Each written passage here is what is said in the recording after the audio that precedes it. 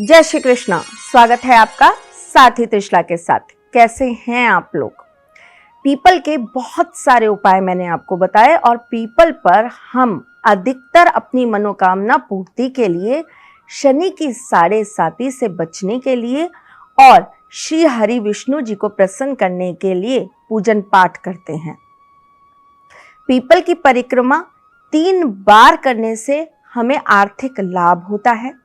People के ऊपर अगर हम दिन में या सुबह सूर्य उदय के वक्त जाकर पानी में चीनी मिलाकर यानी कि मीठा जल बनाकर चढ़ाते हैं तो इससे मां लक्ष्मी का आशीर्वाद प्राप्त होता है, कर्जा खत्म होता है, दुख दुविधाएं खत्म हो जाती हैं। परंतु क्या आप जानते हैं कि आपकी मनोकामना सिद्धि के लिए आप पीपल पर एक छोटा सा ऐसा उपाय कर सकते हैं जिससे आप जो मांगेंगे वो पूरा हो जाएगा। तो आज आप क्या मांगने वाले हैं ये आप सोचिए, मैं आपको आज का उपाय देती हूँ। इससे पहले ये तो बता देती हूँ मैं कौन हूँ। मैं आपके एस्ट्रोलॉजर हूँ, वास्तुशास्त्री हूँ, चेहरा भी पढ़ती हूँ, आवाज भी पढ़ती हूँ, हाथों की लकीरें भी पढ़ लेती हूँ। पीपल पर हम अक्सर संध्या के वक्त जाकर तेल का दीपक जलाते हैं, दूध भी चढ़ाते हैं। पीपल के नीचे सूर्य उदय पर शनिवार के दिन अगर हम बैठकर किसी भी माला का जाप करते हैं तो ऐसा कहते हैं कि वो मंत्र धीरे धीरे करके सिद्ध हो जाता है।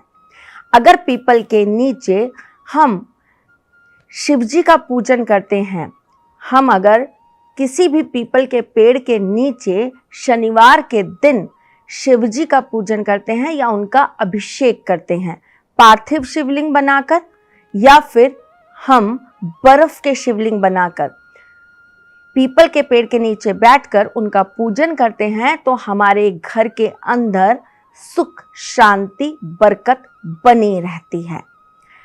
क्या ऐसा करना चाहिए जिससे हमारी मनोकामना पीपल देव पूरा कर दे? कलयुग के अंदर गीता में भी लिखा है, ऐसा आप पढ़ सकते हैं। कलयुग के अंदर पीपल पर साक्षात श्री हरि विष्णु जी का वास है।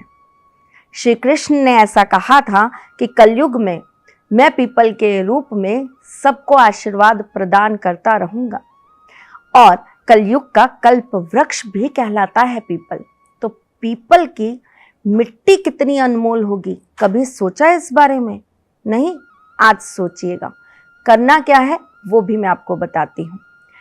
आपको शनिवार को संध्या के वक्त मतलब 6:30 बजे से लेके 7:30 बजे के बीच में किसी पुराने पीपल के पेड़ के नीचे जाना है। थोड़ा सा ढूंढना पड़ेगा। अब भाई जिंदगी की परेशानियां हैं तो रास्ते निकालने के लिए मेहनत तो करनी पड़ेगी और कर्म को तो आपको बढ़ाना ही पड़ेगा।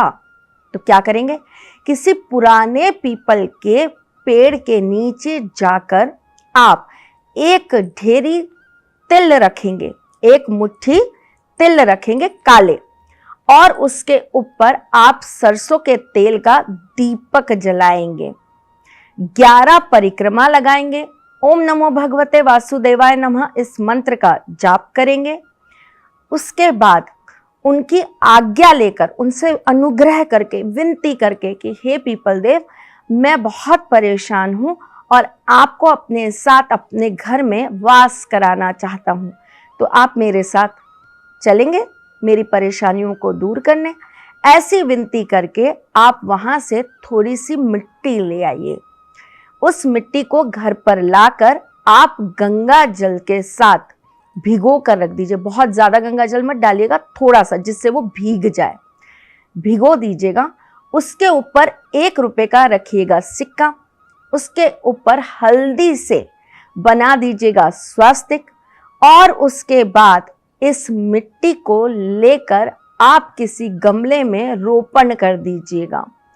रोपण करिएगा ऐसे किसी गमले में जिसके अंदर पौधा आपका फैलने वाला हो। जैसे कि बेल होती है, आप अमर बेल लगा सकते हो, आप मनी प्लांट लगा सकते हो, इस तरह की जो फैलने वाली आपके पास में कोई चीज हो उसके अंदर। लेकिन इससे पहले एक छोटा सा काम और करेंगे हम। मनोकामना सिद्धि करनी है ना, तब हम जब ये मिट्टी रोपण करेंगे उससे पहले एक वाइट पेपर पे लाल पेन से अपनी मनोकामना लिख देंगे और लिख कर उसके ऊपर मिट्टी डालकर उसमें पौधा रोपण कर देंगे। घर में सुख, बरकत, समृद्धि आएगी ही आएगी।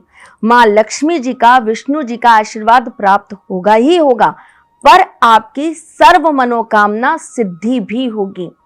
और एक छोटा सा टिप देती हूँ, गुप्त, बिल्कुल गुप्त, जो आपको चुपचाप कर लेना है।